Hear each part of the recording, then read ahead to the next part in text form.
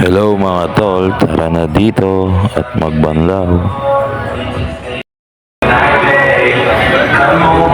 Dito ngayon tayo magbabanlaw sa Mr. Pares sa may Burgos.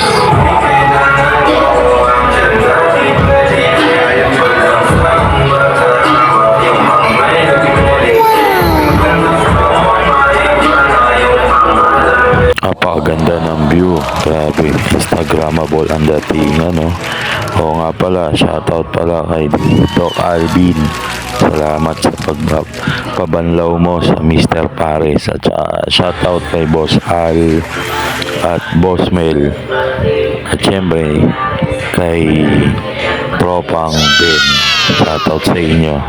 Kaya papakabusog tayo. Kakain tayo marami.